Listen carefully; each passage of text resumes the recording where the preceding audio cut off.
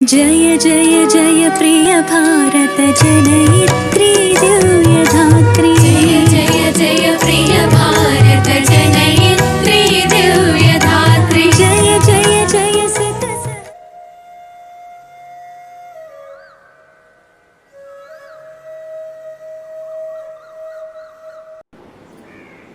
శ్రీ భారత్ వీక్షకులందరికీ అభినందనలు, నమస్కారాలు.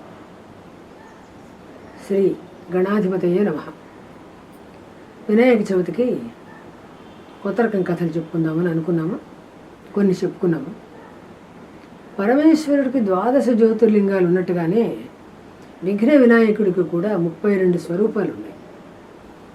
అవి కాకుండా అష్టక్షేత్రాలలో అష్ట వినాయకుల రూపాలు అంటే 8 చోట్ల 8 గణపతి రూపాలు ఉన్నాయి. అవి చాలా ముఖ్యమైనవి అన్నమాట. మహారాష్ట్రలోనే ఉన్నాయి ఈ ఆలయాల క్షేత్రాలన్నీ కూడా. ఇవన్నీ కూడా మనకు మహాగణపతి పురాణంలో ఉన్నాయి. మునిపే మనం చెప్పుకున్నాం కదా, వినాయకుడు అంటే తన మీద మరొక నాయకుడు లేనివాడు అని. మొట్టమొదటి వినాయకుడు అంటే అష్టవిధ వినాయకులలో మొట్టమొదటివాడు మయూరేశ్వర్ లేదా మోరేశ్వర్. చక్రపాణి అనే రాక్షసరాజుకు సూర్యుని ఉపాసన వల్ల సింధురుడు అనే అసురుడు పుట్టాడు. అతడు కూడా తపస్సు చేసి సూర్యుడి నుంచి అమృతం పొందాడు. అందుచేత మృత్యుభయం లేదు అతనికి. ఇక మామూలే కదా, రాక్షసులకు వరాలు రాగానే గర్వం పెరుగుతుంది. ముల్లోకాలు జయించాడు. పార్వతీ పరమేశ్వరుడు మేరు పర్వతానికి వెళ్ళిపోయారు. మహావిష్ణువుని సింధురుడు తన గండకీ రాజ్యంలో ఉండమని కోరాడు. అప్పుడు దేవతలందరూ వెంబేలెత్తిపోయారు. దేవతల గురువైన బృహస్పతి గణేశుడిని ప్రార్థించాడు. అప్పుడు పార్వతికి గణేశుడు కొడుకుగా పుడతానని చెప్పి అట్లాగే పుట్టాడు. సింధురాసురుడికి కూడా కమలాసురుడు అనే రాక్షసుడు పుట్టాడు. అతను కైలాసానికి వెళ్ళాడు శివుడి మీద దాడి చేయడానికి. అప్పుడు గణపతి మయూర వాహనం ఎక్కి అతనితో యుద్ధం చేశాడు. ఇక్కడ తమాషా ఏమిటంటే, అమ్మవారి కథల్లో రక్తబీజుడు అనే రాక్షసుడు కూడా ఉంటాడు. అట్లాంటి వాడు ఈ కమలాసురుడు. వీడి రక్తం ఒక చుక్క కింద పడితే ఇంకో కమలాసురుడు పుడుతున్నాడు అనమాట. ఇతన్ని జయించలేని మయూరవాహనుడైన గణపతి బ్రహ్మదేవుడి పుత్రికలైన సిద్ధి బుద్ధి అనే వాళ్ళిద్దరిని ప్రార్థిస్తే వాళ్ళు వచ్చి సహాయం చేశారు. కింద పడి పుడుతున్న ప్రతి కమలాసురుడిని వీళ్ళు మింగేయడం మొదలెట్టారు. ఆ విధంగా అందరినీ వాళ్ళు మింగుతూ వచ్చారు. చివరికి గణపతి సింధురాసురుడి తలకాయ నరికేశాడు. అతని శిరస్సు వెళ్ళి మోర్గాం అనే చోట పడిందనమాట. ఆ తర్వాత గండకీ క్షేత్రంలో దేవతలందరినీ బంధించి ఉంచాడు ఈ సింధురాసురుడు. ఆ దేవతల విముక్తి కోసం గణపతి సింధురాసురుడితో కూడా యుద్ధం చేశాడు. కానీ అతని కడుపులో అమృతం ఉండడం వల్ల అతనికి మరణం లేదు. అందువల్ల గణపతి ఏం చేశాడంటే అతి సూక్ష్మమైన రూపం ధరించి సింధురాసురుడి కాళ్ల మధ్యకు చేరి కింది నుంచి అతని పొట్ట మీదకి బాణం కొట్టాడు. పొట్ట చీల్చేటప్పటికి అమృతం కిందికి స్రవించి సింధురాసురుడు మరణించాడు. ఆ తరువాత అక్కడ మయూరేశ్వరుడుగా వెలసాడనమాట. హిందీలో మోర్ అంటే నెమలి. మనకి సంస్కృతంలో మయూర శబ్దం ఉంది కదా, మనం నెమలి మయూరం అని 2 వాడుకుంటాం. ఇంకా వేరే పదాలు కూడా వాడతాం. సిఖి అని, కేకి అని రకరకాల పదాలు ఉన్నాయి కదా. ఆ ఉత్తర దేశం వాళ్ళు మాత్రం మోర్ అని వాడతారు. ఆ మోర్గాం అంటే మయూర గ్రామంలో నెమళ్ళు చాలా ఎక్కువగా ఉండడం వల్ల దానికి మోర్గాం అని పేరు వచ్చింది. అక్కడ వెలసిన గణపతి కాబట్టి మోరేశ్వర్ లేదా మయూరేశ్వర్.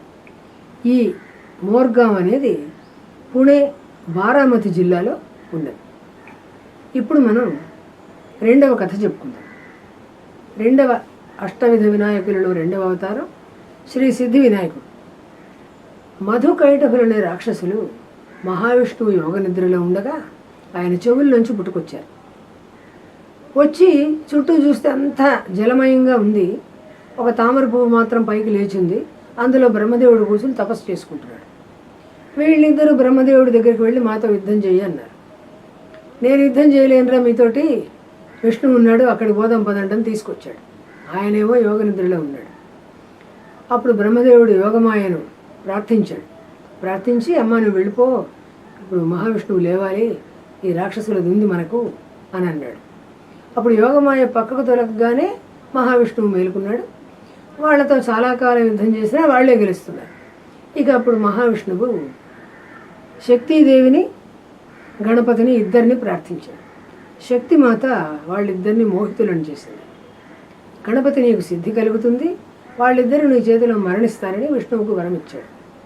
ఆ తర్వాత విష్ణువు వాళ్ళిద్దరిని చూసి, మీరిద్దరు నన్ను శరణు కోరినట్లయితే మీకు వరాలు ఇస్తాను అన్నాడు. వాళ్ళు మోహితులే ఉన్నారు కదా అమ్మవారి చేత, నీవు మాకు వరాలు ఇచ్చేదేమిటి, నీవే కోరుకో, నీకే మేము వరం ఇస్తాం అన్నారు ఆ గర్వంతో. అప్పుడు స్వామి, అయితే మీరిద్దరు నా చేతిలో మరణించాలి అని కోరాడు. తెల్లబోయారు వాళ్ళు.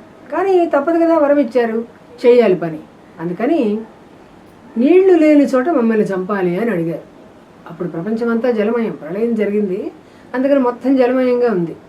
అప్పుడు మహావిష్ణువు విశ్వమంతగా తాను పెరిగి తన తొడలను అంటే ఊరుగులను పెంచి, అక్కడ నీళ్లు ఉండవు కాబట్టి నీరు లేని ఆ స్థలం మీద వాళ్ళిద్దరిని చంపాడనమాట.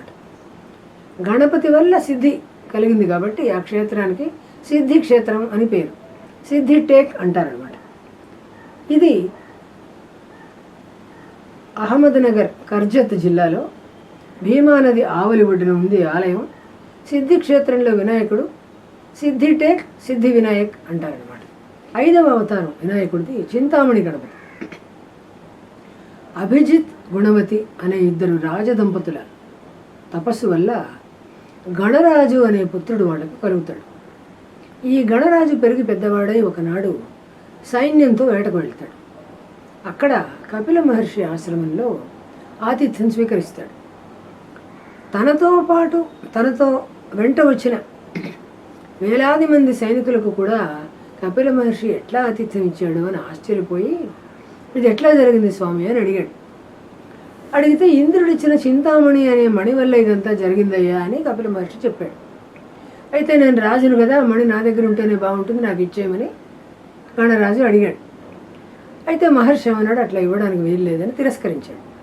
ఇది ఆశ్రమంలో ఉన్న వాళ్ళందరికీ ఉపయోగపడుతుంది, మేము నిస్వార్థంగా అందరికీ కూడా భోజనాలు అవి పెడుతూ ఉంటాము, మేము రాజుల దగ్గరికి వెళ్ళిందంటే వాళ్ళ కోరికలు పెరుగుతుంటాయి, అందువల్ల అనర్థాలు జరగచ్చు అని చెప్పాడు. బలాత్కారంగా ఆ చింతామణిని గణరాజు తీసుకెళ్ళిపోయాడు. అప్పుడు మహర్షి దుర్గామాతను ప్రార్థించాడు. ఆమె గణపతిని వేడుకో అన్నది. కపిల మహర్షి గణపతిని ప్రార్థిస్తే గణేశుడు రాజుతో యుద్ధం చేసి అతని శిరస్సును గొడ్డలతో నరికి ఆ మణి తీసుకొచ్చి కపిల మహర్షికి ఇచ్చేస్తాడు. కానీ కపిల మహర్షికి ఆ మణిని తన దగ్గర ఉంచుకోవడానికి ఇష్టపడక గణపతికే ఇచ్చేసి, చింతామణి గణపతి పేరుతోటి ఇక్కడే వెలసి ఉండు స్వామి అని కోరాడు. ఆ విధంగా చింతామణి గణపతి ఆలయం అక్కడ వెలసింది, తేపూర్ అనే చోట. ఈ తేపూర్ పుణే హవేలీ తాలూకాలో ఉందన్నమాట. ఇక 6వ అవతారమైన గిరిజాత్మజ గణపతిని గురించి మనం తెలుసుకుందాం. ఒకసారి పరమేశ్వరి అంటే పార్వతీదేవి పుత్ర సంతానం కోసం పుష్కరం పాటు అంటే 12 ఏళ్ల పాటు గణపతి మంత్ర జపం చేసింది. ఆవిడ జపం చేసిన చోటు లేన్యాద్రి, ఆ పర్వత శిఖరం మీద తపస్సు చేసిందనమాట. ఆ తర్వాత ఆ 12 ఏళ్ల తర్వాత ఆవిడ అభ్యంగన స్నానం చేయబోతూ నలుగుపిండి తోటి వినాయకుడిని చేసింది. ఆ బాలగణపతి అక్కడ అమ్మవారి దగ్గర ఉంటూ ఉండగానే సింధురాసురుడిని మొదట్లో మనం చెప్పుకున్న చూడండి మయూరేశ్వర కథలో, ఆ సింధురాసురుడు చాలామంది రాక్షసులను ఇక్కడికి పంపించాడు. క్రూరాసురుడు, బాలాసురుడు, వ్యోమాసురుడు, కుశలాసురుడు వాళ్ళ పేర్లు. వాళ్ళని ఎంతమందినో ఈ బాలగణపతి సంహరించాడు.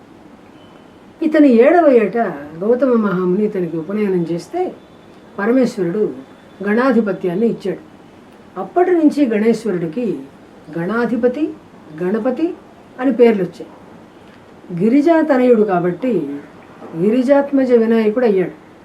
ఈ లేన్యాద్రి అనే పర్వతం పుణే జున్నర్ తాలూకా గోలేగాంలో ఉన్నది. అక్కడి గణపతే ఈ గిరిజాత్మజ వినాయకుడు. 7వ అవతారం శ్రీ విఘ్నేశ్వరుడు.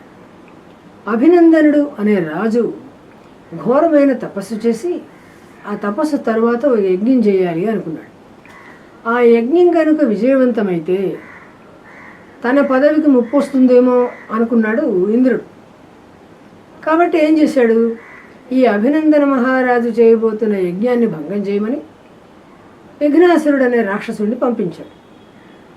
సరే, ఇతను అభినందనుడి యజ్ఞం మాత్రమే భంగం చేయకుండా ప్రపంచంలో అందరి యజ్ఞాలు నాశనం చేశాడు. దాంతో ధర్మకార్యాలన్నీ నశించిపోయాయి, వైదిక కర్మలన్నీ అసలు జరగకుండా పోయాయి అన్నమాట.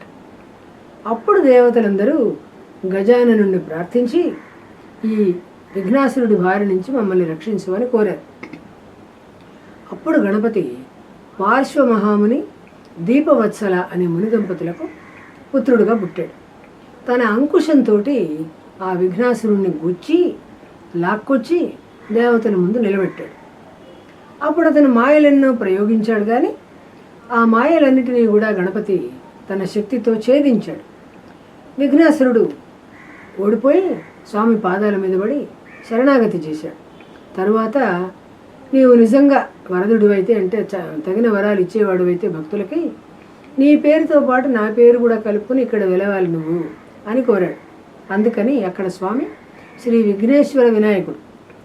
ఆ పేరుతో ప్రార్థించిన వాళ్ళెవరికీ కూడా నీవు విఘ్నాలు కల్పించకూడదు అని విఘ్నాసురుణ్ణి ఆజ్ఞాపించి స్వామి అక్కడ వెలిశాడనమాట. పుణే జున్నర్ తాలూకా ఓఝర్ అనే చోట ఈ విఘ్నేశ్వరుడి ఆలయం ఉందన్నమాట. ఈ మరికొన్ని కథలు తర్వాత చెప్పుకుందాము. నమస్కారం.